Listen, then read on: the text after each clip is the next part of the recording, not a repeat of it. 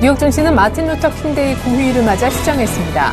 마틴 루터 킹데이는 매년 1월 셋째 주 월요일로 1월 15일은 미국 흑인 인권운동 지도자였던 킹 목사의 탄생일을 기념하는 날입니다.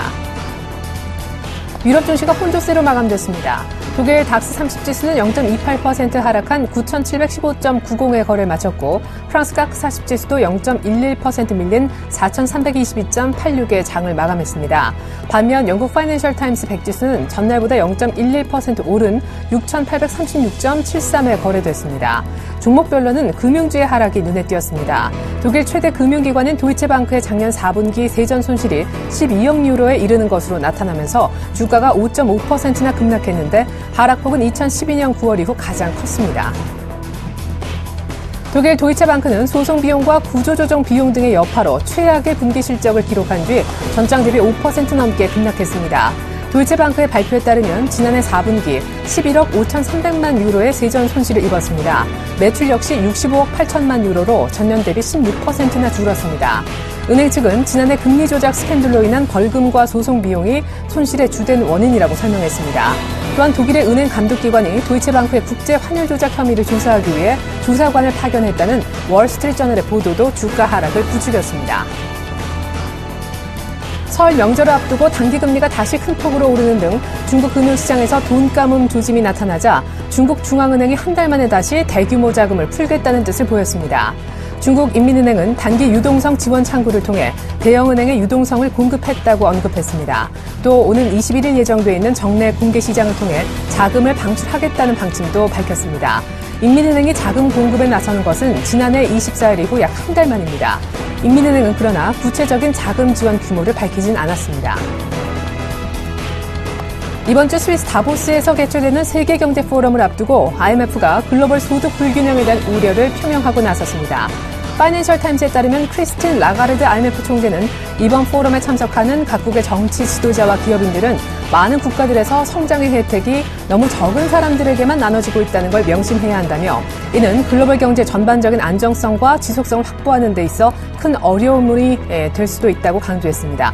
파이낸셜 타임스는 따라서 이번 포럼의 주제가 부유와 빈곤의 격차가 될 것이라고 밝혔습니다. 안녕하십니까. 출발진주와이드의 최리나입니다. 전해드렸다시피 뉴욕 증시는 마틴 루터 킹데이를 맞아 공휴일로 휴장했는데요. 유럽은 금융주 중심으로 대부분 증시가 내렸습니다. 하지만 영국 증시가 소폭 오르는 등 정확히는 혼조 양상을 빚었는데요. 국내 증시 역시 방향성을 여전히 찾지 못한 채 오늘도 흘러갈 가능성이 높겠습니다. 중국 지표 발표가 한 차례 지나갔지만 오늘부터 내일까지 일본의 중앙은행의 금정위 금융통화정책회의가 이틀 동안 예정돼 있기 때문인데요. 때문에 환율이 바뀔 수 있고 주가까지 출렁일 가능성이 있기 때문에 계속해서 관망세는 짙을 가능성이 높다겠습니다. 전문가들은 1월 BOJ 금정위에서 추가 부양책이 나올 가능성이 희박하다고 점치고 있습니다. 이일즉슨 작년 11월 일본의 경상수지 적자 규모가 6천억 엔에 육박하는 등 사상 최대를 기록한 데 이어 오는 4월 소비세 인상 뒤에 경기 회복이 주춤할 수 있기 때문에 미리 실탄을 쓸 가능성이 낮다라는 이유에서입니다. 자, 어제 기관의 순매수로 인해서 이틀 만에 1950선을 회복한 우리장 BOJ 첫날 어떤 모습을 보여줄까요? 뉴욕은 쉬었습니다. 출발 증시와이드 1부 시작할까요?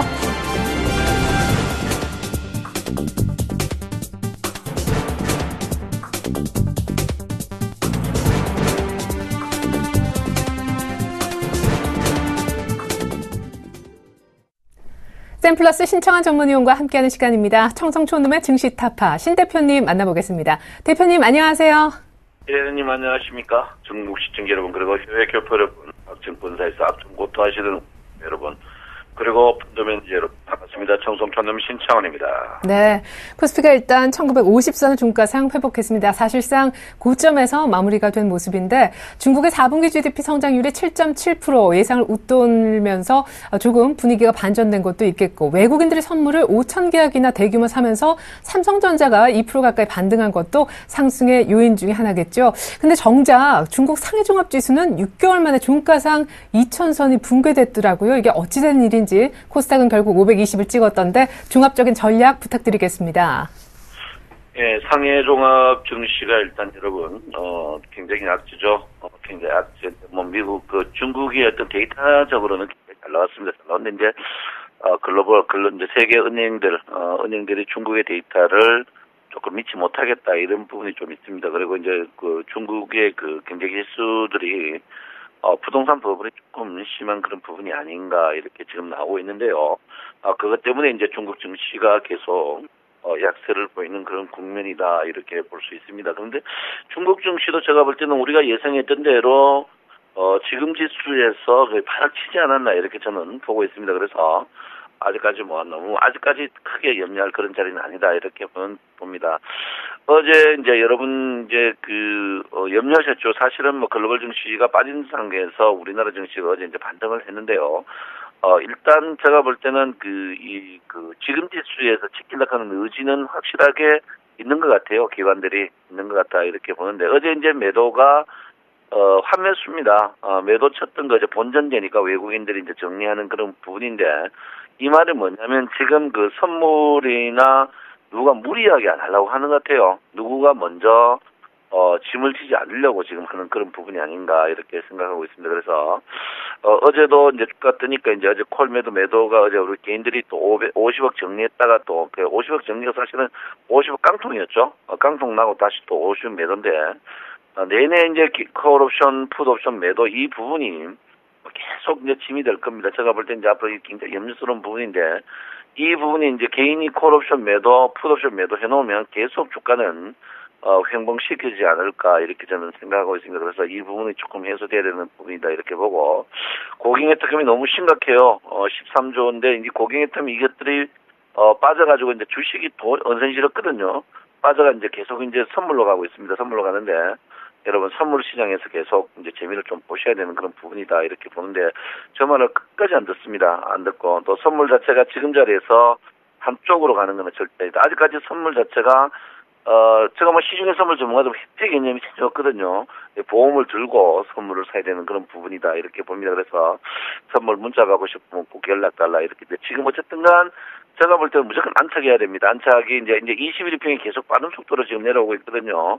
21일평이 빠른 속도로 내려오는데 제가 어제도 말했지만 이제 앞으로 이제 한 7일 남았습니다. 7일 내로 캔들이 21일평을 무조건 위쪽으로 안착해야 됩니다. 주가가 상승하기 위해서는. 그 진통이 굉장히 큰데 그 진통의 첫 번째가 지금 301일평에 대해서 굉장히 저항받는 부분이다 이렇게 보는데 이 DMI 차트 보면요. DMI 차트 보면 지금이 뭐 크게 급락 나오고 그런 자리는 절대 아닙니다. 제가 이제 어쨌든 급락 나올 형태인데 급락 안 나온 이유가 이제 DMI 차트 보면 지금 마이너스 DMI가 이제 10 이하로 안 가고 있거든요. 안 가고 있다는 것은 아직까지 막 급락 나오고 그런 자리는 아니다 이렇게 보기 때문에 최악의 국면은 저는 면허대고 보고 있습니다. 그래서 여러분 아직까지 301일평 안착 그리고 21일평의 안착 이 부분이 가기 전까지는 천천히 굉장히 빠른 속도로 할 필요 없는 그런 부분이 아닌가 이렇게 생각하고 있습니다. 어쨌든 여러분 보다시피 지금 그 코스닥이 제가 이야기했던 대로 520을 찍었어요. 520을 찍는데 뭐 저도 0.01p 차로 떴는데 저는 그렇게 생각합니다.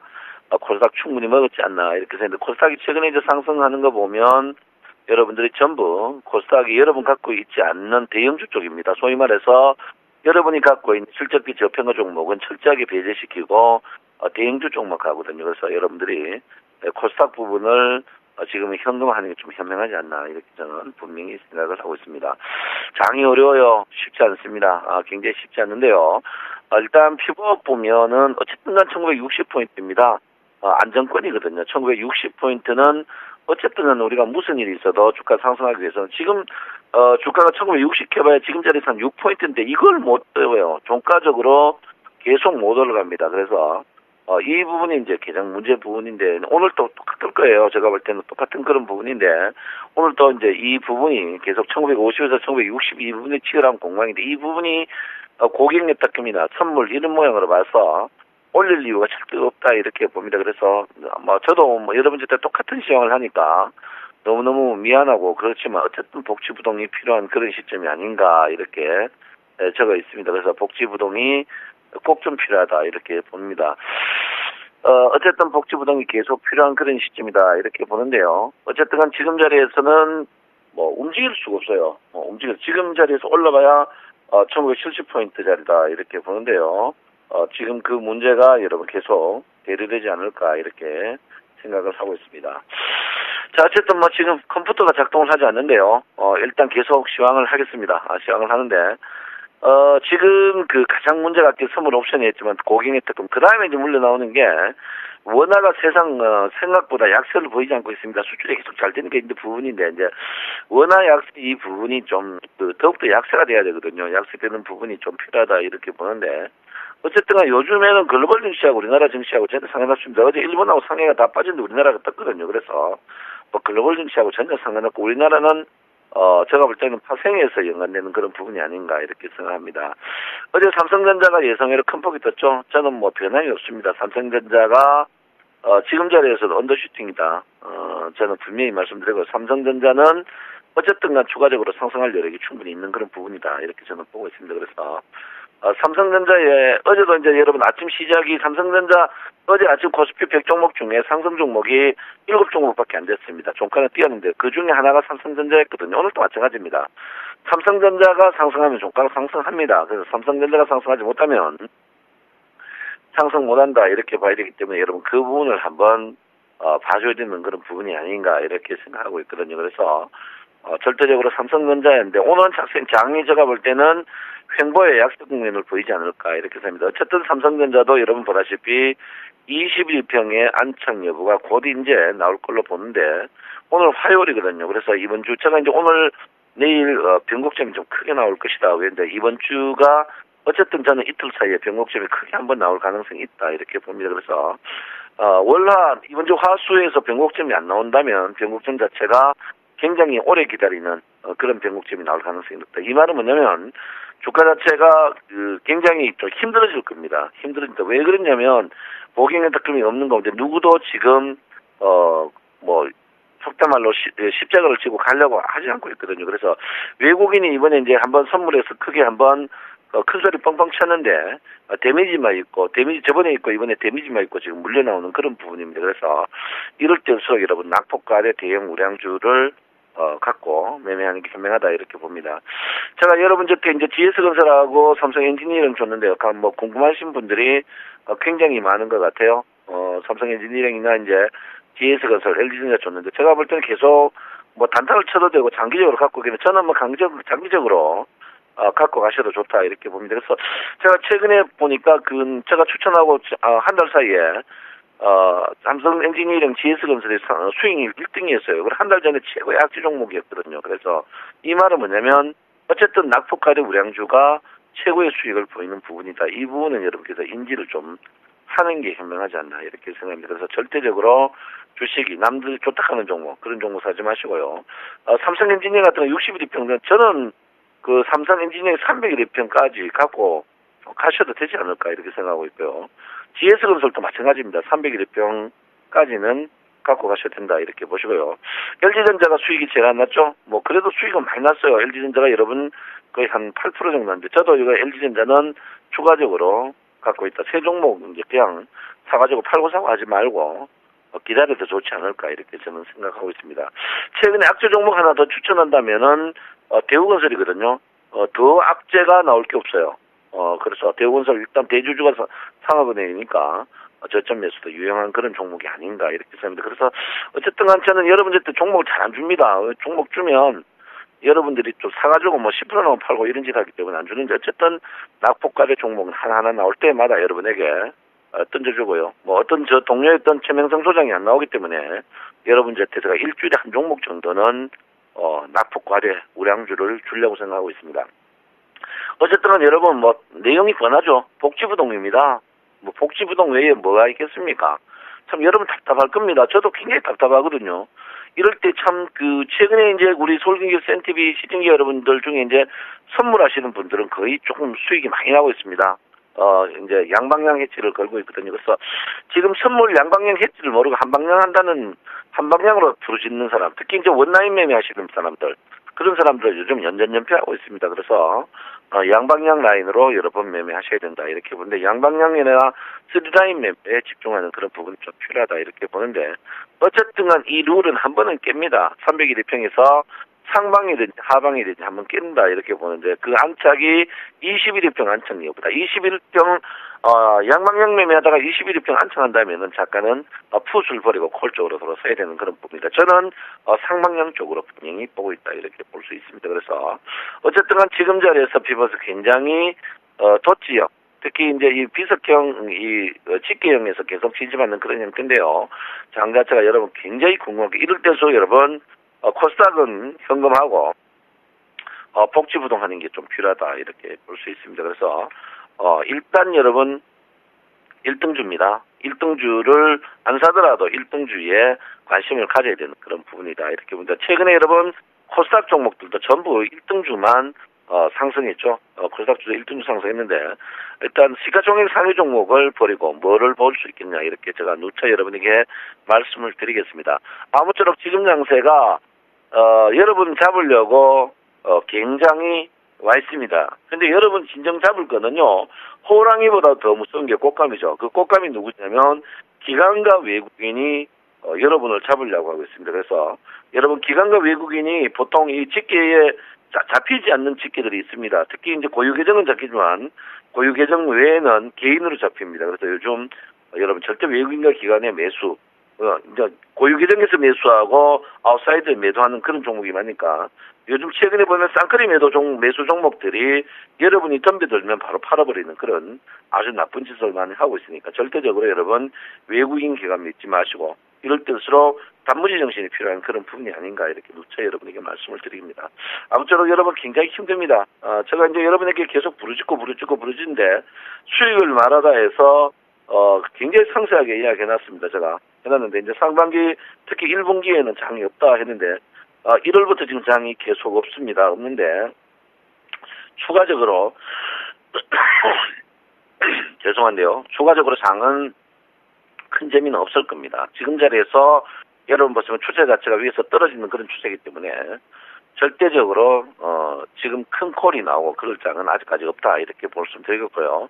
여러분 어쨌든 지금은 파생 중에 옵션은 절대 하면 안 됩니다. 제가 지금 옵션 때문에 굉장히 우리 개인들의 옵션 때문에 걱정이니까 옵션 하지 마시고 돈이 적더라도 선물해서 점진적 선물하기 싫으면 레버리지를 한다든지 아니면 삼성전자를 3일 빠지면 사가지고 매도 치는 하루 치고 그렇게 단순한 매매 여러분 집중적인 매매를 하셔야 된다. 그리고 고객 혜택금이 없다. 총알했다는 것을 전쟁하기 힘들다는 거거든요. 그래서 지금 상황이 고객 혜택이 13조 제가 볼 때 13조도 깨질 것 같으니까 여러분 이럴 때일수록 냉철히 보시고 쉬어가는 것도 굉장히 냉정하다 이렇게 볼 수 있습니다. 여러분 남 아시죠? 네 여러분 진짜 좋아합니다. 여러분 사랑합니다. 정성천은 신창환입니다.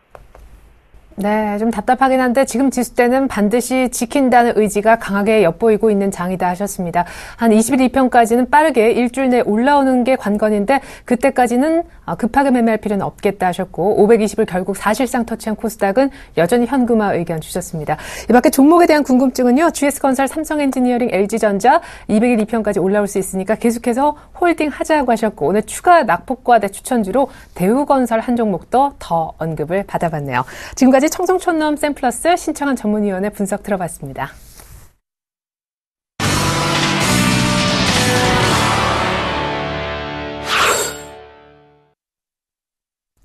안녕하십니까. 꿈이 많은 여자 정혜림입니다. 올해 들어서 1월 효과가 코스피보다는 코스닥 시장에서 펼쳐지고 있습니다. 그래서 과연 1월 효과가 코스닥 시장에서 언제까지 지속될 수 있을지 이 지속 여부에 투자자들의 관심이 집중이 되고 있는데요. 이렇게 1월에 코스닥이 선전한 힘은 바로 외국인들의 힘이 컸습니다. 외국인이 올해 들어서 단 이틀 제외하고는 연속 순매수 행진 이어나가고 있는데요. 이 같은 매수세에 힘입어 외국인이 이 코스닥 시총에서 차지하는 비중도 2년 반 만에 10%를 넘어선 모습 보여줬습니다. 520선이 좀 고비다라는 평도 많은 가운데 전일장 520선에 바짝 다가서면서 마감을 지었는데요. 종목별 대응 전략 이득코멘트와 함께 꼼꼼하게 세워보시고요. 제 소원 리스트부터 살펴보겠습니다. 네, 작년 10월부터 방송을 시작해서 립밤과 텀블러, 등산화까지 구입을 해서 잘 쓰고 있고요. 또 휴대폰 케이스를 구입을 해서 잘 입혀줬고 스파 이용권과 가죽 장갑까지 알차게 담아봤습니다. 또 겨울 부츠와 함께 부모님께는 이미자 디너쇼 티켓까지 선물해 드렸고요. 겨울철 들어서 가열식 가습기와 함께 또 최근에 100만 원대의 오리털 구스다운까지 제 손에 담게 됐습니다. 그리고 콘도 이용권은 아직 사용하지 않았는데요. 조만간 스키장 여행을 떠나볼 생각입니다. 총 구입 가격이 무려 251만 원 정도 되고 있습니다. 이어서 위시리스트 살펴보도록 하겠습니다. 새로운 품목이 많이 담겨졌죠. 제가 겨울철이 되다 보니까 피부가 좀 많이 건조해져서 피부 관리기 좀 담아봤고요. 목도리는 조만간 구입할 수 있을 것 같습니다. 그리고 저희가 최근에 좀 수익률을 많이 봤기 때문에 주변에서 좀 한번 써야 되지 않겠느냐 이런 말이 많기 때문에 30만 원 정도의 회식비 담아봤는데 이 도쿠멘토가 과연 소원 이루어질지 좀 지켜봐야 될 것 같습니다. 그리고 설을 앞두고 횡성 한우 담아봤는데요. 좀 고향길 내려갈 때 사가지고 갔으면 좋겠네요. 네, 이어서 최종 팩트 살펴보도록 하겠습니다. 메리톡스 40%, MC넥스 20%, 현금 기준이 40%입니다. 총 누적 손익 49만 원가량 보고 있습니다. 총 누적 수익률도 플러스 1.8%의 수익률 나타내고 있고요. 메리톡스 플러스 3.0%의 수익률, MC넥스 플러스 5.1%의 수익률 자랑하고 있습니다. 네, 이어서 제 소원을 이뤄주실 분 모셔보죠. 샘플러스 이도코멘토님 안녕하세요. 반갑습니다. 네, 저희가 무섭게 또 위시리스트에 새로운 품목들 많이 담아봤습니다. 올 설에 좀 집에 내려갈 때 제가 한우 세트 양손에 가득 좀 들고 내려가야 될 텐데요. 조만간 또 수익률을 올려주셔야 될 것 같습니다. 앞으로 부담 좀 팍팍 드릴 텐데 단기 급등에 따른 피로감일까요? 두 종목 약간 숨고르게 들어간 모습 보여줬습니다. AS 부탁드릴게요. 네, 일단 어제 지수는 상승하는 모습이 나오는데 글쎄요. 코스닥 지수 같은 경우에는 최근에 홈쇼핑 관련주들 그리고 LED 관련주들로 지수 상승을 이끌어주는 그런 모습이었고요. 그동안에 수단매로 들어왔던 바이오 쪽은 조금은 조정을 받는 모습이 나오면서 메디톡스도 한 1% 정도 조정을 받는 모습이었는데 제가 이 메디톡스는 최근에 기관 매도세가 주가에 발목을 잡는다라고 좀 말씀을 드렸었죠. 투신권에서의 1차 이익 실현 매물로 인해서 신고가에서의 흐름이 연속성을 띠지 못하고 조정권에 조금 들어온 모습인데 일단 어제 투자자발 매매 동향을 좀 보시면 기관이 매수에 임해준 그런 상황입니다. 그 가운데 연기금의 매수세가 상당히 좀 눈에 띄는데 중요한 게 투신권은 여전히 매도에 나서면서 조금은 짜증스러운 그런 주가 흐름이 아니었나 생각이 좀 됩니다. 어찌됐건 결론적으로 기관이 매수세로 전환이 되면서 외국계 쪽에서는 어제 또 매수에 임해주는 그런 모습이죠. 사실 최근에 코스피나 코스닥 종목들을 전체적으로 좀 보면 기관 매도세로 인해서 주가 흐름이 꺾이다가 일정 기간 매도세가 멈추는 현상이 나오면서 외국계에서 지속적으로 매수에 임해주는 주가 상승 탄력이 지속적으로 좀 연속적인 그런 경향이 있는데 그런 시총 상위 종목들 중에서 위메이드 같은 종목이라고 좀 볼 수 있겠죠. 지속적으로 기관 매도세가 나오면서 주가 흐름이 탄력이 제한이 됐다가 멈추지 않는 외국계 매수세로 인해서 바닥에서부터 20% 정도 상승하는 괴력을 좀 발휘했는데 이 메디톡스도 결국에는 기관 매도세로 인해서 조금은 주춤하고 있지만은 외국계 쪽에서의 흐름은 포지션이 아직은 일관되게 매수세로 대응이 나와주고 있는 그런 모습이기 때문에 현재 구간에서는 기관의 매도세가 멈춰주는지 상당히 좀 중요한 구간이지 않나라고 좀 생각이 됩니다. 그래서 어찌됐건 어제 한 2% 정도 상승을 하락을 했다가 종가에는 소포 좀 땡겨주는 모습이 나오면서 기술적으로는 21과 61평이 모여있는 구간까지 내려왔기 때문에 이 구간에서는 반등권으로 들어올 확률이 상당히 좀 크다라고 좀 보시는 게 맞을 것 같고요. 해서 현재 20만 원을 안착해 줬으면 바로 목표가까지도 지켜갈 수 있는 그런 부분이었지만은 일단은 차익 실현 물량으로 인해서 하락세가 좀 진행이 되었기 때문에 아쉬운 것도 사실입니다만 이왕 이 구간까지 내려온 거 털릴 사람은 털고 신규 개미로 탑승을 시켜서 한번 물갈이로 갈아 끼는 것도 좋은 상황이다라고 좀 말씀을 드릴 수 있겠고요. 최근에 신고가 이후부터 지속적으로 제가 좀 대차 거래를 파악을 하고 있는데 여전히 역대 최저 물량으로 35,000주 정도 지속이 되고 있습니다.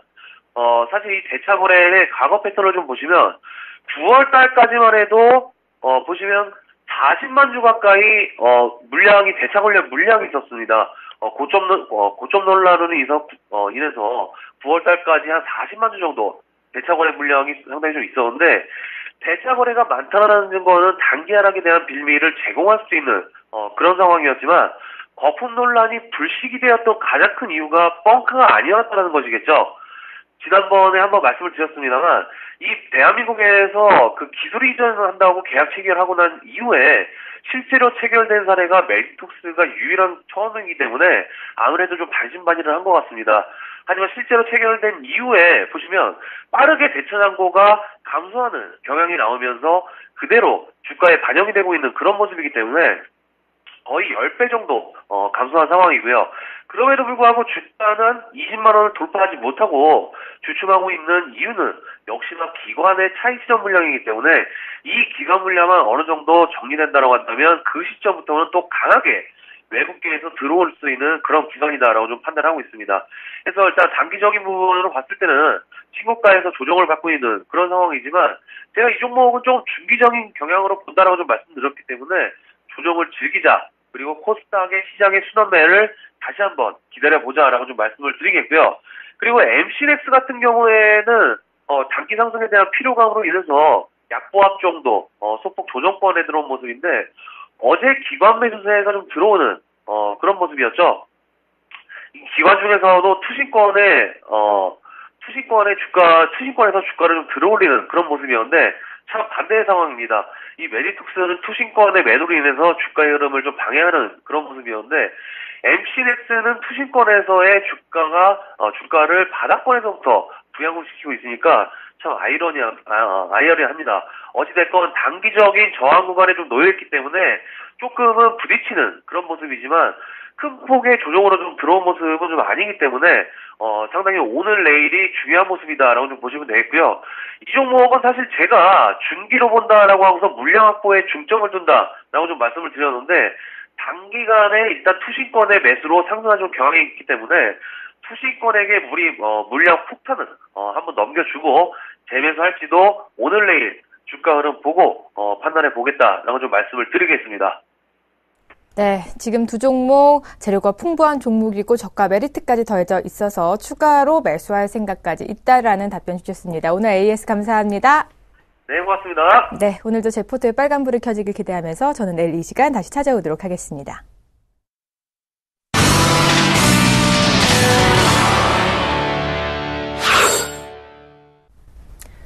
주가를 올릴 수 있는 가장 유일하고 확실한 방법은 실적인데요. 이 실적이 골칫거리죠. 삼성전자의 어닝 쇼크에 달하는 4분기 잠정 실적 발표 이후 국내 기업들의 4분기 실적 추정치는 점차 하향 조정되고 있는 추세인데요. 이런 가운데 환율 이슈가 다시 부상할 수도 있겠습니다. 오늘부터 내일까지 일본 BOJ의 금정위 통화정책회의가 예정이 돼 있는데 역시 관심사는 추가 부양책이 이번에 또 나올까 여부입니다. 하지만 작년 11월 일본에서 경상수지 적자가 6천억 엔에 육박하는 등 사상 최대를 기록했기 때문에 추가 부양책이 나올 가능성은 사실상 희박하다는 분석입니다. 만약 전문가들의 예측대로 BOJ 결과가 나온다면 수출주 위주로는 조금 더 힘을 내는 장을 만나볼 수 있을까요? 간밤 뉴욕 증시는 휴장했기 때문에 오늘까지는 적어도 관망세가 짙을 것으로 보이네요. 잠시 후 2부에서 뵙겠습니다. 고맙습니다.